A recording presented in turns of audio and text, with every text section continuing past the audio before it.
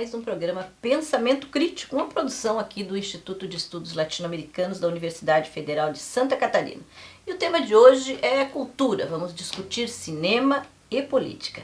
Conosco aqui o Fernando Oriente, que é professor, crítico e pesquisador de cinema, que veio para uma conferência aqui na Feira do Livro da UFSC, e temos também a nossa prata da casa, né? O Alexandre Buscovalim, que é professor do Departamento de História aqui da Universidade Federal de Santa Catarina. Com eles, então, vamos discutir essa temática tão importante, né? Já que o cinema é um dos elementos fundamentais da cultura moderna. Começamos então contigo, Fernando. Como é que o cinema se conecta com a política? O cinema nasce com a política, é da política? Fala um pouco pra gente sobre isso. Começar com uma frase do Truffaut, que todo filme é político. Né? Essa é uma frase da época do Truffaut, crítico de cinema. Né?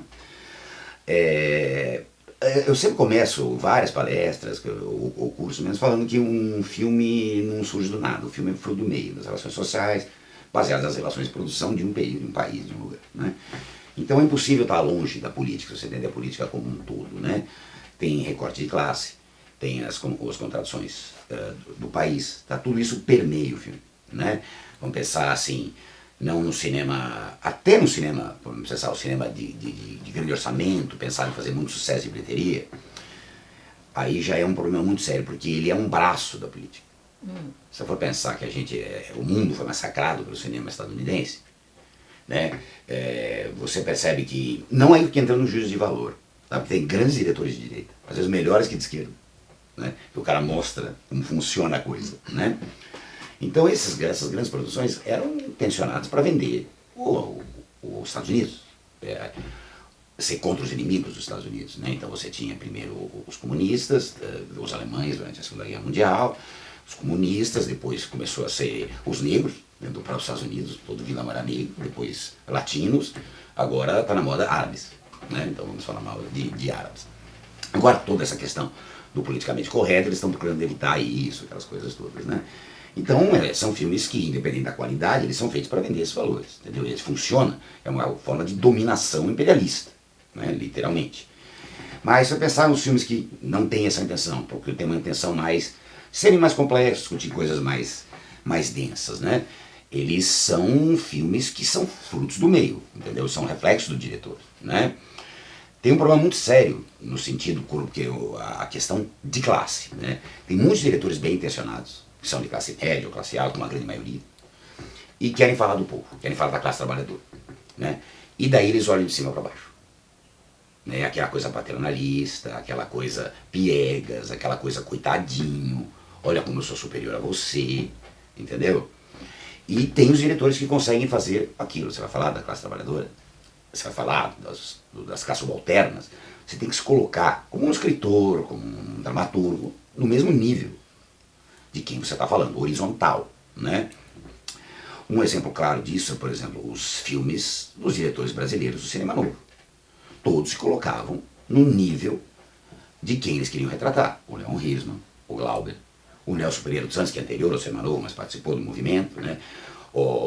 Duas obras-primas absolutas do cinema mundial. O Nelson Pereira dos Santos fez nos anos 50, Rio 40 Graus e Rio Zona Norte. Ele está no mesmo nível daqueles personagens, né? Ele se coloca no mesmo nível deles. E isso independente da classe. Por exemplo, o Luquino Visconti é da família Visconti, é um aristocrata, a família dele data do século XI. Né? Ele era um conde. Ele fez um filme chamado Terra Trema, sobre pescadores da Sicília, que é uma obra-prima sobre os trabalhadores. Ele está no mesmo nível deles, entendeu? Ele consegue fazer isso. Mas aí você vê alguns diretores, que eu não gosto, nem citar nomes, que vão falar de favela, vão falar de coisa, e com uma comiseração, com um paternalismo, que fica horrível. É muito melhor você ver um diretor burguês, reacionário, falando da classe dele, mostrando como a classe dele funciona, do que um cara que tem um progressismo e quer fazer um filme para falar de uma classe que ele não entende. E daí fica aquela coisa paternalista, coisa meio de igreja, né? Entendeu? Mais ou menos isso. E tem muitas outras ligações, né? Essa seria uma primeira introdução. Vamos discutir mais aí. E tu, Alexandre, como é que tu vês essa ligação do cinema com a política? O cinema, ele vem mesmo como uma ideologia ou ele transcende isso, consegue chegar mesmo a ser um elemento da cultura. Esse é o grande mito em torno do cinema hollywoodiano, né?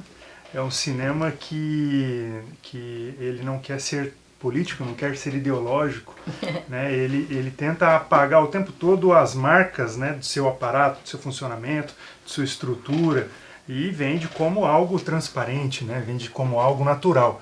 Então essa naturalização, né, de vieses políticos, ela é muito complicada. Eu sigo muito a linha do Fernando e estou muito de acordo com essa interpretação de que um cinema sempre carrega as marcas de seu tempo, né? O Jean-Patrick Lebel, um crítico de cinema também, vinculado à Nouvelle Vague, insistia muito nesse aspecto, lá no livrinho dele, Cinema e Ideologia, né? Um clássico, né? Onde ele demonstra bem essa relação. E de fato, o cinema, desde antes de ser cinema, né? Se a gente vai pro pré-cinema, a gente já tem toda essa carga política funcionando, né? A política, quer dizer, o cinema só acontece pela política, o cinema é filho dileto da segunda revolução industrial, né? Traz todos os problemas, todos os defeitos da segunda revolução industrial, e que já eram problematizados, já eram discutidos lá nos pioneiros, lá nos pais, né? Chamados pais pioneiros lá do cinema no finalzinho do século XIX, começo do século XX. Ao longo do século XX, nós tivemos muitos cinemas, né, que tentaram lidar de variadas formas com essa questão, com a política, né? O Fernando falou muito bem aqui do neorrealismo. O neorrealismo, ele desponta como um movimento muito importante, né, que tentava problematizar isso, né, que tentava dar voz, né, a esses marginalizados, né, a esses subalternos. E, de fato, o Luchino Visconti a Terra Trema, né, é o exemplo máximo dessa filmografia, quando ele vai lá para Sicília, né, e faz um filme no vilarejo de Atitreza, né, usando um dialeto deles, que nem na Itália as pessoas conseguiam compreender direito. O filme foi legendado na Itália, né? Então ele é um exemplo dessa filmografia, que é muito influente no Brasil, né? O cinema novo, o Nelson Pereira, o grande Nelson Pereira, o Rio Zona Norte, considerado o primeiro, entre aspas, filme neorrealista brasileiro, né? Quer dizer, tá ali, né? Mas tem uma diferença importante com relação ao Nelson Pereira e esse pessoal que vem logo após, né? A gente está falando de um movimento muito influenciado pelo terceiro cinema latino-americano. Não queremos mais o primeiro cinema, que é o cinema latino-americano. Não queremos mais o primeiro cinema, o cinema industrial hollywoodiano. Não queremos também o segundo cinema, o cinema das novas ondas, né? Da British New Wave, da Nouvelle Vague, né? Isso também nos interessa. Queremos um cinema nosso, né? Queremos um cinema que fale de nossos problemas, né? A partir dessa perspectiva que o Fernando colocou, né? A partir da perspectiva daqueles que não têm voz. Agora, isso tem sido problematizado de muitas formas, né? Se a gente entra nos estudos sobre a subalternidade, os indianos têm uma expertise muito grande nesse tema. Aí já tem uma nova filmografia que vai além dessas questões que nós vimos lá nos anos 50, 40, 50, 60. Quando a gente vai para a filmografia de gente como a diretoras, né, como a Nadine Labaki ou a Mira Nair, né, aí é um cinema que ele debate essas coisas de uma forma muito mais dramática, muito mais urgente, mas seguindo essa toada, seguindo essa perspectiva de um cinema feito pelos subalternos, né, e onde os subalternos possam falar. Então, vamos encerrando esse primeiro bloco aqui, e lá no segundo vamos produzir mais informação aí sobre essa coisa do cinema latino-americano, o cinema da região árabe também, né, que não chega muito para nós, enfim, tem muitas coisas ainda que podemos conversar. Então fica aí, já voltamos, segura.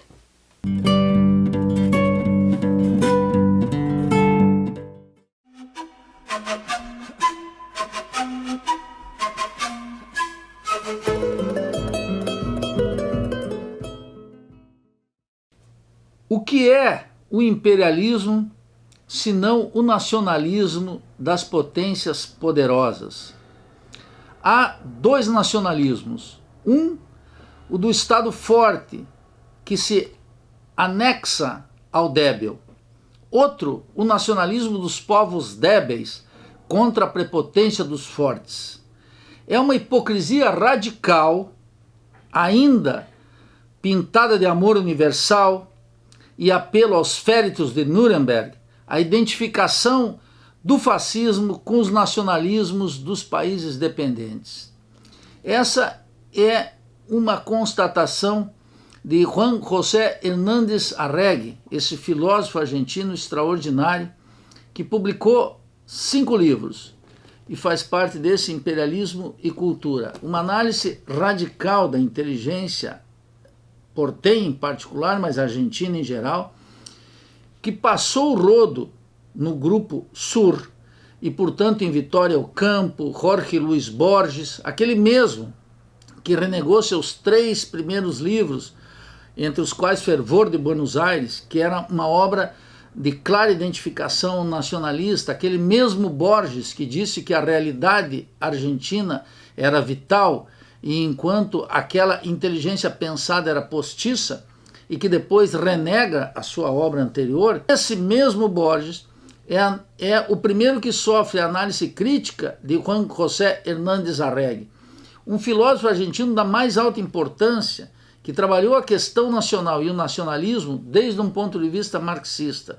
Um dos grandes filósofos da América Latina, completamente desconhecido do povo brasileiro. É claro que ele teve íntimo contato com Álvaro Vieira Pinto, quando estava escrevendo O que é o Ser Nacional, sua única obra publicada em português. A análise do marxista sobre a questão nacional e o nacionalismo em particular encontrou em Juan José Hernández Arregui um ponto altíssimo da elaboração teórica latino-americana. Não por acaso é uma obra proscrita, precisamente porque conjuga de maneira crítica 2 grandes tendências latino-americanas, o nacionalismo revolucionário e o marxismo crítico. Juan José Hernández Arregui era também um profundo conhecedor de literatura e um homem versado na filosofia clássica europeia e, sobretudo, absolutamente identificado com a emancipação da Pátria Grande. Um autor para os dias que correm.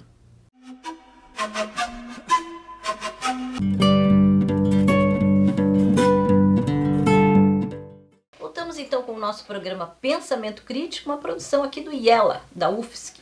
E estamos falando sobre cinema, né? Cinema, política, cultura. E agora eu queria falar contigo sobre isso, né, Fernanda? Essa coisa do cinema latino-americano, né? Porque como a gente já falou aqui no primeiro bloco, o cinema estadunidense é avassalador, né? Nas salas de cinema e tudo. E o cinema latino-americano é muito rico também, né? Sim. E a gente quase não tem muito acesso a isso, né? Como é que tu observas aí esse cinema? Primeiro, realmente uma coisa que você falou é verdade. É mais fácil você achar filmes africanos, asiáticos e árabes para ver no Brasil, nos N lugares que você pode ver um filme, do que filme latino-americano. Né? Uma coisa, o cinema latino-americano, a partir disso que ele falou, dessa terceira onda, desse terceiro cinema, ou como foi chamado novo cine latino-americano, né? Ele é mais ou menos concomitante ao cinema novo. Né, do Brasil, um novo cinema da América Latina inteira. E a quantidade de diretores geniais que se produziram nesse período, falando sobre as classes subalternas, o tema central era esse, ou então fazer uma crítica à burguesia, uma crítica aos estratos médios de classe, né? E você tem o cinema novo, eu não vou citar todos os nomes que as pessoas sabem, mas se você vai para a Argentina, você tem o Fernando Bi. O Fernando Bi é um cânone do cinema mundial. Tiré Dié, um curta dele, meia hora, é uma das maiores obras-primas do cinema, feito na periferia de Santa Fé, em Buenos Aires. São pessoas que moram literalmente numa favela. Né? Na Argentina você tem o Leonardo Fábio. Você vai para o Chile, você tem o Miguel Litín. Você vai para a Bolívia, você tem um cineasta extremamente revolucionário e brilhante chamado Jorge Sanrines. E ainda no México você tem o Arturo Epstein. Entendeu? Cada um dentro do seu estilo, desenvolvendo as suas carreiras, depois for carreiras longas, né? Sempre a gente fala de um movimento, né? O pessoal acha que, por exemplo, que os cinema novistas ou os novelvaguianos, os franceses, fizeram novel vague e cinema novo pro resto da vida. Não.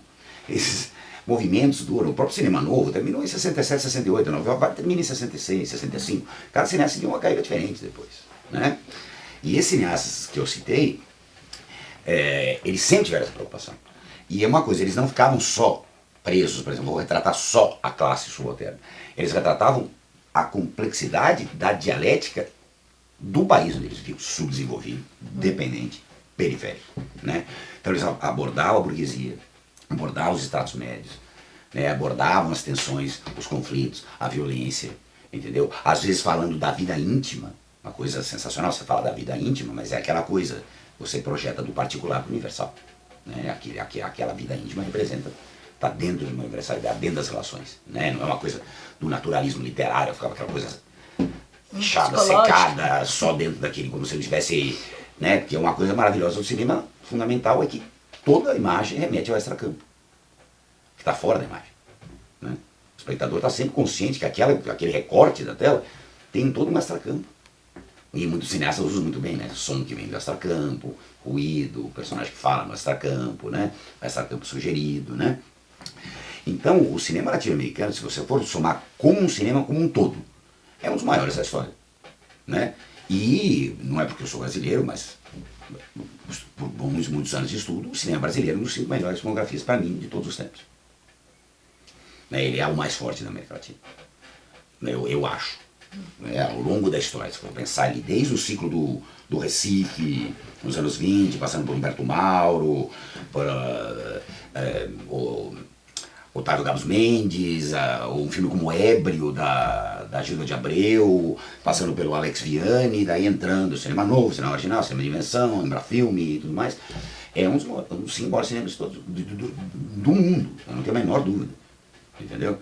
E o cinema, e a América Latina como um todo, e olha, eu citei vários nomes que uma vez me foge aqui, de cineastas do Peru, de cineastas da Colômbia, cineastas da Venezuela, entendeu? Cineastas da América Central, e o cinema cubano, que é maravilhoso, que não é só Tomás Gutiérrez Alea, é Sara Gomes, é Santiago Álvares, entendeu?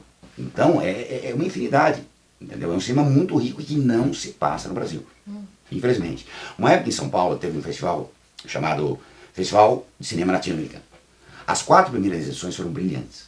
Trouxeram cópias em 35, em bom estado ou restauradas, desses grandes nomes do passado do cinema latino-americano, de toda a América Latina, vindo do México à Patagônia.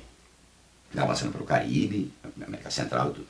Retrospectivas de cineasta, aquela coisa. Esse festival era uma maravilha, foi no Memorial da América Latina e no Cine Sesc. Ele foi decaindo, começou a virar o quê? Passar filmes contemporâneos desse país, só para dizer que está passando, né? Mas nesse festival dava para você ver o quão espetacular é o cinema latino-americano, e não só retratando as classes subalternas, retratando qualquer tema. Né?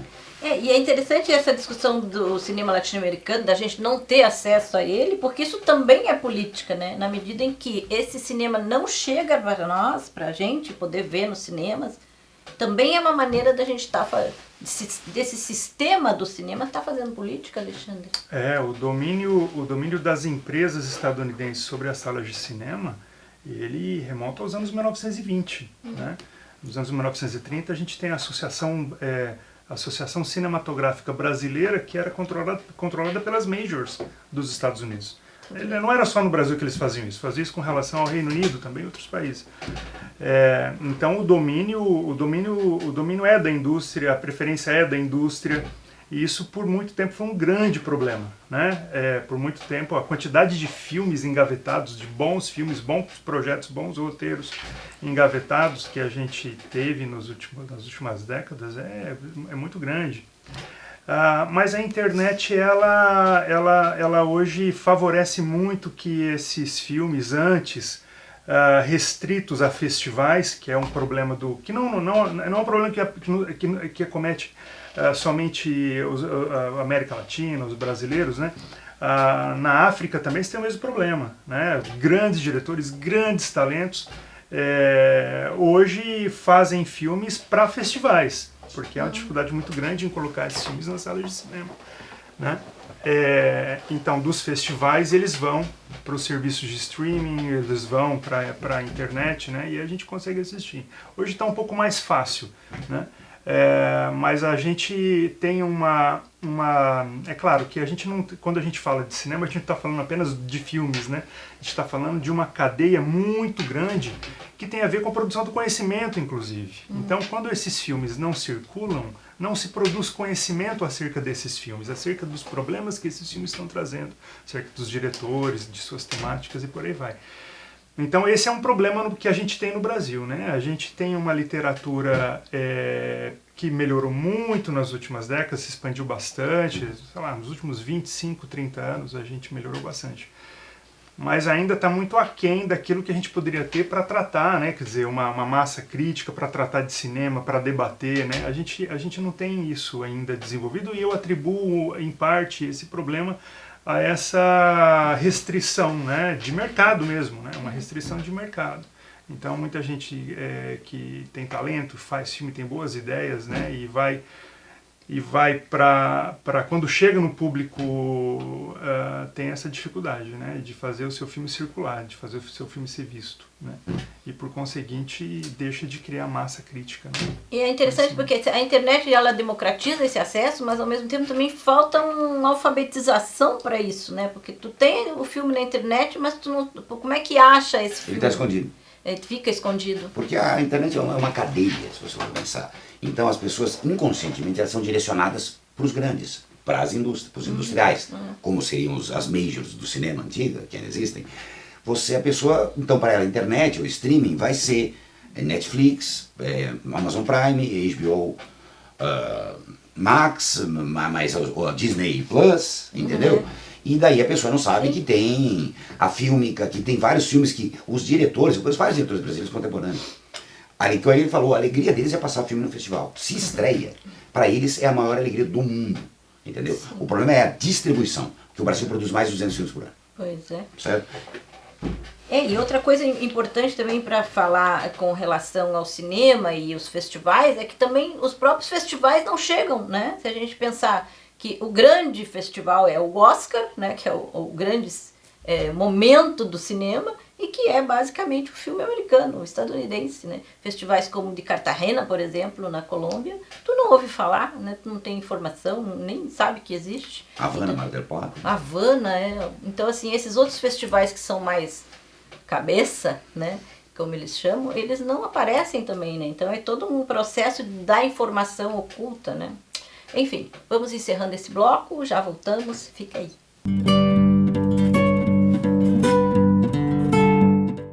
Voltamos com o nosso programa Pensamento Crítico, uma produção aqui do Instituto de Estudos Latino-Americanos da Universidade Federal de Santa Catarina, hoje falando sobre cinema e política.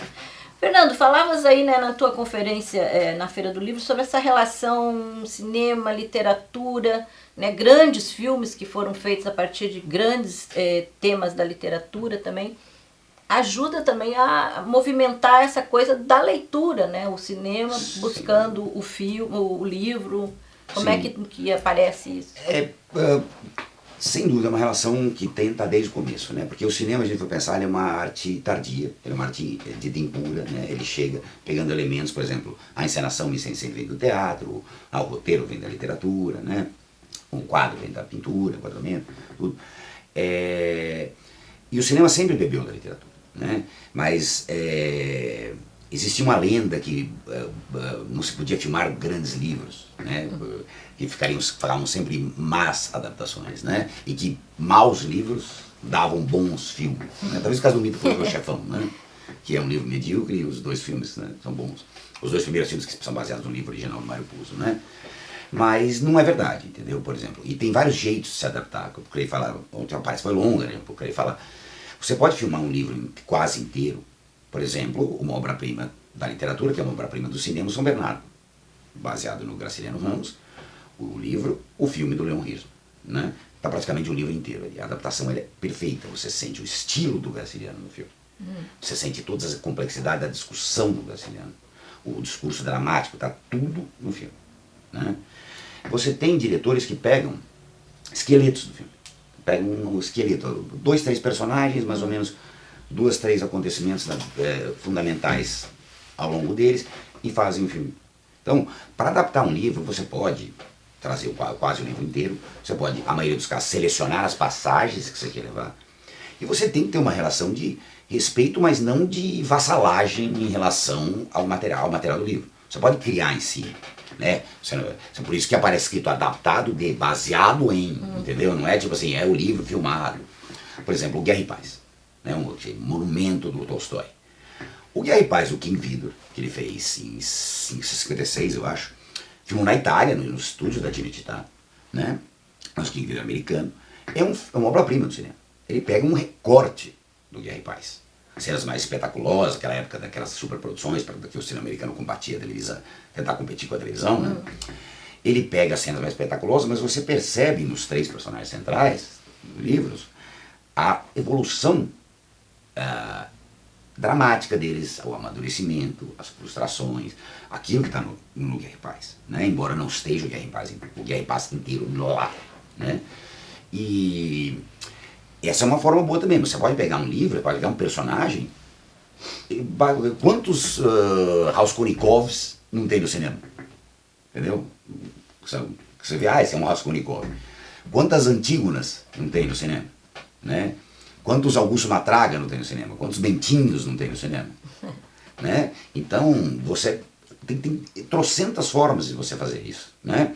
E uma coisa que a televisão europeia fez muito bem era você pegar livros e filmar eles inteiro em formato, você fazia como cinema, era feito como cinema, como um filme. Você dividia em capítulos, passava na televisão, como minissérie, não série, uma minissérie, tinha um fim, certo? Era 4, 5 capítulos. Ou 14, como o Berlin Alexanderplatz, do Fassbinder, que é uma obra-prima absoluta, baseado num livro canônico, assim, o Berlin Alexanderplatz, considerado o Ulisses do Joyce alemão, né? Que ele filma o livro inteiro em 14 capítulos, né? São 14 horas de duração. E que passa, é tão bom, passa no cinema, eu vi na Mostra de São Paulo, né? Em alguns dias, né? E outros, Amor de Perdição, que o Manuel de Oliveira fez em Portugal, né?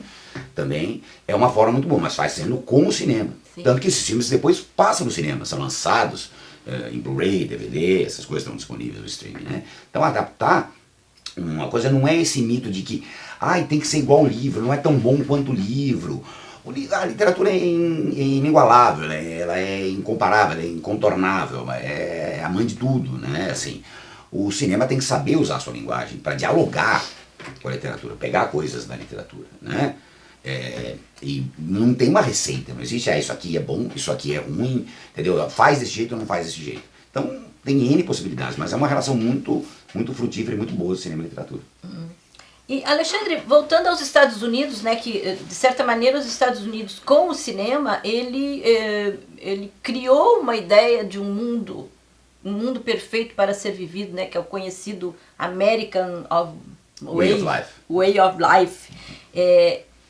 Essa pegada da ideologia, né, dos Estados Unidos, tanto no cinema bom quanto no cinema ruim, para a gente falar, por exemplo, das sagas de Rambo, né, das suas lutas contra os asiáticos, os russos, quer dizer, a ideologia é tremenda e o impacto dessa ideologia no imaginário social é tremendo também. E a relação entre Brasil e Estados Unidos nesse aspecto, ela é bem longa já. O primeiro filme estadunidense a causar problemas no Brasil relacionado à política foi um filme chamado Lua Nova, em 1919, no Rio de Janeiro, que é um filme que falava sobre... É um filme que já está dentro da órbita da Guerra Fria, né? Que a Guerra Fria não está lá no discurso de Churchill, ela começa muito antes. E esse filme é um filme que falava sobre a socialização das mulheres na Rússia. Quer dizer, a Revolução de 17 e 19 dos Estados Unidos está fazendo filme. Problematizando isso, né? E isso gerou protestos no Rio de Janeiro, houve quebra-quebras nos cinemas, né? E esse tipo de confusão ela voltou a acontecer no pós-Segunda Guerra Mundial, quando os Estados Unidos entrou com aquela produção de filmes muito voltados para a Guerra Fria, né? Casei-me como comunista, fui um comunista para o FBI, né? Esse tipo de filme, ou aqueles que traziam, né, essa coisa do medo que o Fernando bem colocou com relação à moda, agora são os árabes, né? Sim. Mas nos anos 40, nos anos 50 eram soviéticos. Vários dentes. E esses filmes... Os agentes da KGB estão em todas. Esses filmes chegavam no Brasil e eram monitorados pela Embaixada dos Estados Unidos no Brasil. Né? E as esquerdas, que estavam na ilegalidade a partir de 1947, também monitoravam esses filmes e faziam protestos nos cinemas de São Paulo, no Rio de Janeiro. Então havia toda uma preocupação, né, das esquerdas em bloquear, interromper a exibição desses filmes. Né? E o DOPS, por sua vez, a Delegacia de Ordem Política e Social, colocava seus agentes nos cinemas para impedir que os militantes de esquerda soltassem bombinha de ácido sulfídrico, a famosa bombinha fedida, quebrassem a bilheteria, rasgassem a tela, cortassem as poltronas à navalha, né? Então, essa foi uma prática muito comum nos anos de 47, 48, até 1954. Né? Agora, durante a Segunda Guerra Mundial, a gente também teve uma relação muito intensa, né, com essa filmografia, e esse é um episódio pouco debatido, pouco discutido. Né? Nos anos 1940, começo dos anos 1940, os Estados Unidos criou em todo o Brasil escritórios chamado Divisão, o escritório central ficava no Rio de Janeiro, que era a Divisão Brasileira, era um escritório do Office of Inter-American Affairs, que chegou no Brasil por meio da política de boa vizinhança. E esses escritórios estavam nas capitais, estava em Florianópolis, estava em Curitiba, estava em Porto Alegre, estava em Salvador, em Belo Horizonte. Quase todas as capitais brasileiras tinham um escritório deles. O que esses escritórios faziam? Distribuíam propaganda por meio de cinema. A partir de 1942, os Estados Unidos, o Departamento de Estado dos Estados Unidos, passou a avaliar que o que eles estavam fazendo no Brasil com cinema era a maior experiência propagandística já feita na história. Para vocês terem uma ideia de como isso foi grandioso no Brasil, porque a gente hoje problematiza muito isso, né? O cinema estadunidense não dá espaço, a gente tem um problema com o cinema brasileiro por conta, né, desse mercado fechado, desse controle, O que aconteceu durante a Segunda Guerra Mundial ajuda muito a gente a entender o que houve nas décadas seguintes, inclusive em 64, uma vez que as elites que os Estados Unidos mobilizaram durante a Segunda Guerra Mundial são as mesmas que apoiaram o golpe de 64. Mas o que ocorre é que em 1944 o Brasil tinha aproximadamente 40 milhões de habitantes. Em 1944. Os Estados Unidos exibiu filmes de propaganda para aproximadamente 80 milhões de espectadores durante 4 anos. Só o estado de São Paulo, por exemplo, que tem quase 300, tinha nos anos 1940, quase 300 municípios. O Office exibiu filmes de propaganda em 278 municípios. Então, e haviam relatórios, havia todo um acompanhamento desses esforços, né?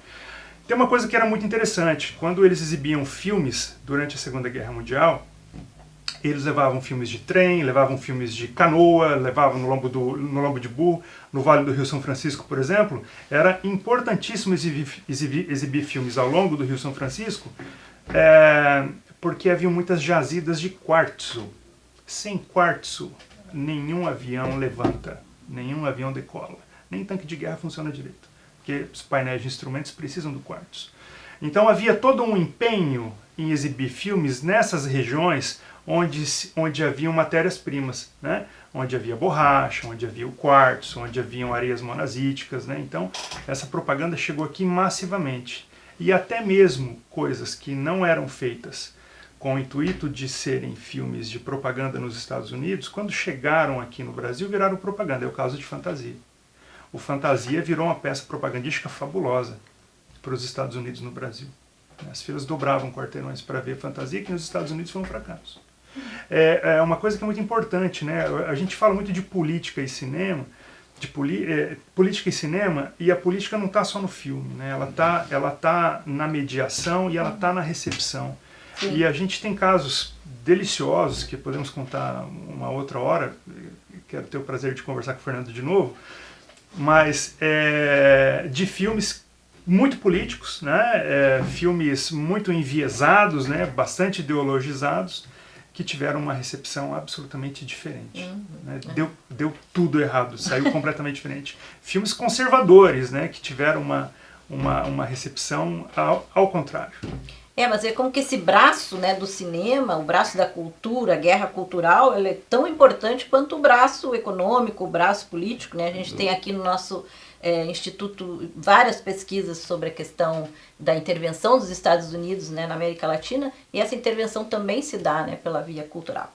Enfim, vamos encerrando esse bloco, já voltamos.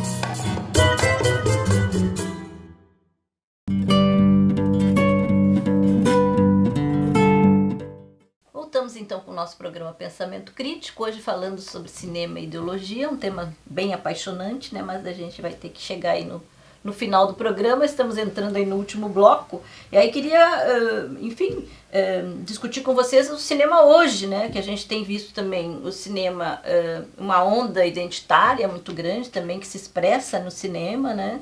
E esse cinema mais, como a gente falou do começo aí, um cinema que mostre as realidades da população, também continua sendo um cinema menos produzido, né?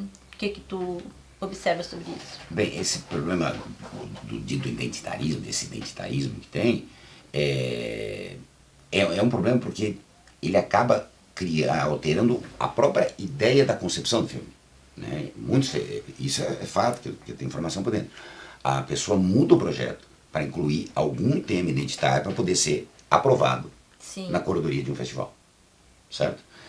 E são temas que sempre foram discutidos, né? Todos eles são válidos, todos eles são importantes, mas uma coisa que acontece com o cinema é que acontece com tudo no mundo atualmente, nesse massacre que a gente vive. Acabou a discussão de classe. É discussão de grupos, não existe mais discussão de classe, né? Alguns ainda fazem, gente, não vou dizer que não, tá? Existem exceções, existe tudo, é assim, como por exemplo a gente está aqui descendo cacete na ideologia que os americanos propagam, mas o cinema americano é maravilhoso, tem uma quantidade infinita de diretores e diretoras espetaculares, é um cinema muito bom, né? E uma coisa,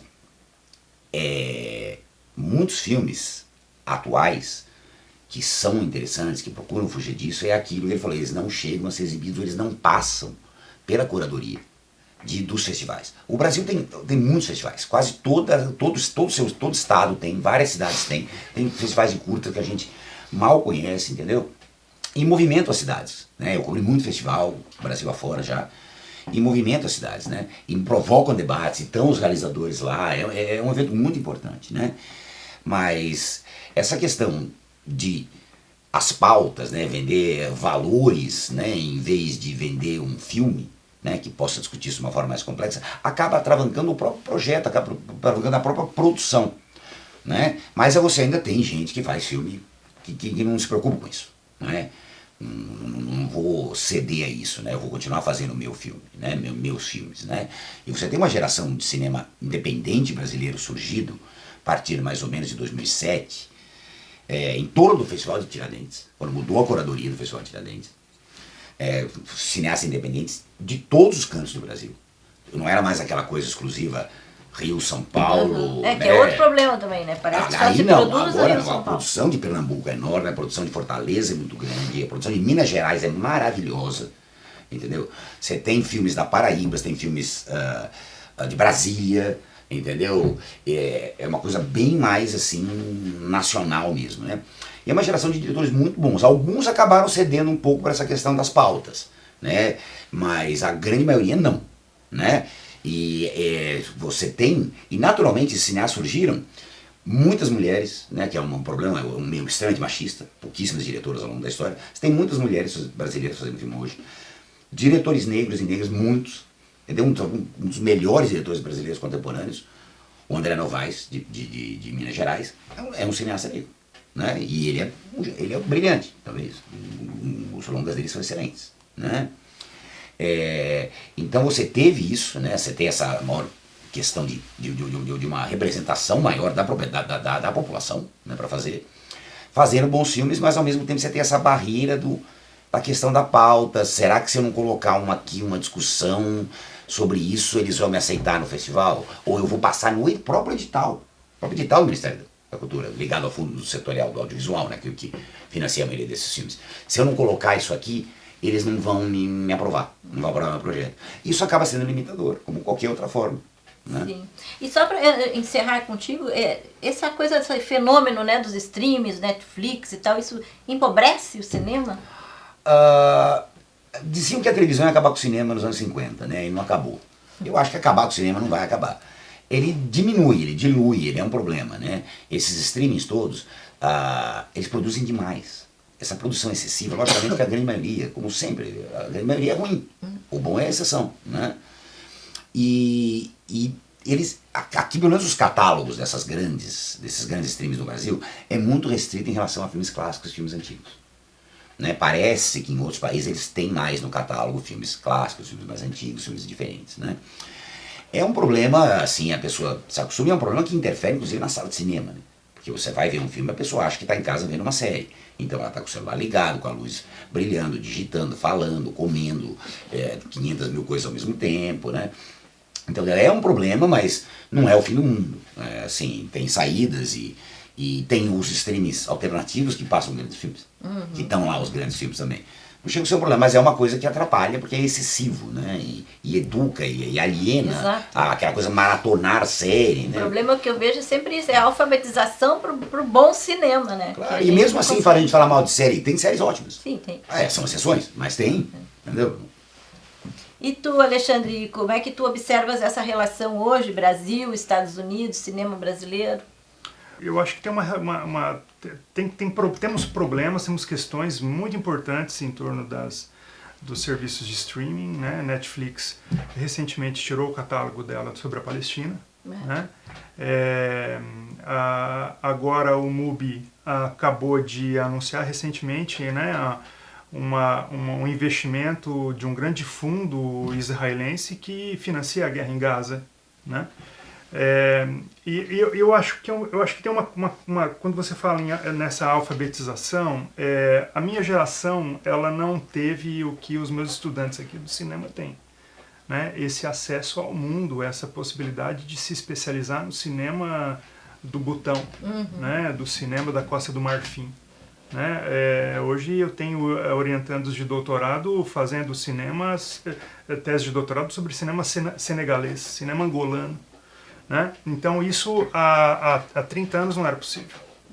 Então se de um lado nós temos essa superprodução, essa estafa, né? Esse cansaço, porque, né, fica tudo piscando, por outro lado nós temos essa possibilidade agora de problematizar, de questionar, né? Há uma maior facilidade hoje do que há 30, 40 anos. Eu vejo com otimismo esse momento que a gente vive, né?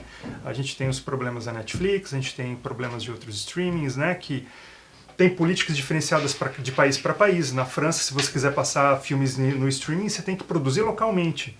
No Brasil, a gente não tem isso, a gente não conseguiu. A gente está numa guerra com as big techs, né, que estão brigando com o governo federal, que a gente não consegue fazer nada. Mas aqui a gente tem uma série de questões assim. Eu fico sempre impressionado, todos os anos, quando eu vou para as aulas de História do Cinema, com o conhecimento desses estudantes, né, que estão chegando na universidade com 18, 19, às vezes 17 anos, e já conhecem os filmes coreanos, já estão falando do filme chinês, já estão falando do filme australiano, né? Filmes que acabaram de sair de festivais e foram para as redes, né? Então, eu vejo isso com muito bons olhos. Eu acho que nós temos um problema com relação ainda nesse aspecto da alfabetização. Os nossos cursos de humanidades ainda ainda existe uma resistência muito grande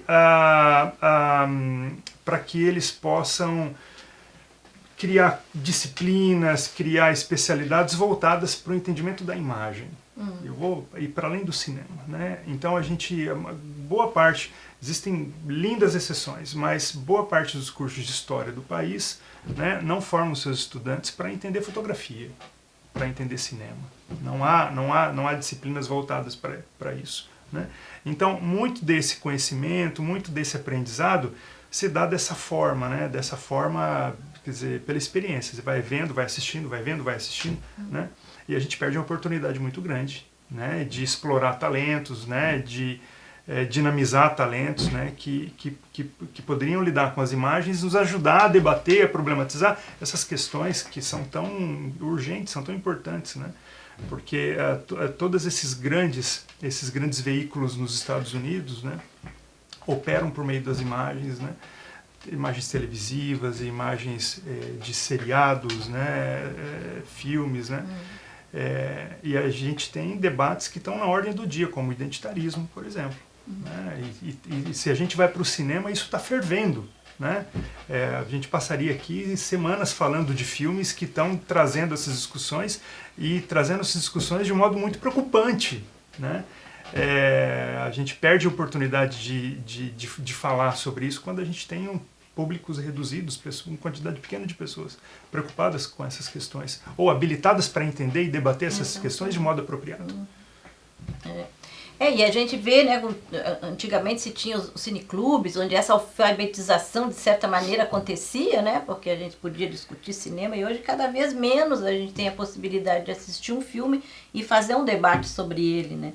Então são questões, e a questão da produção, talvez hoje um tempo em que a frase do Glauber seja mais possível, numa ideia na cabeça, uma câmera na mão, né, porque hoje a tecnologia permite, inclusive, produções menos espetaculosas, mas com qualidade. Então são temas, né, do cinema que ainda ficam abertos, quem sabe num outro programa nós voltamos a eles. Agradeço muito vocês, foi muito bom, obrigado. E a gente então encerra o programa de hoje, mas a gente volta. O pessoal tem muitas coisas escritas, podem procurar na internet, o Alexandre tem um livro importante sobre essa relação do Brasil e Estados Unidos com o cinema, então busquem aí no companheiro de vocês, o Google, né, e que vocês vão encontrar, tá bom? Um grande abraço. Tchau.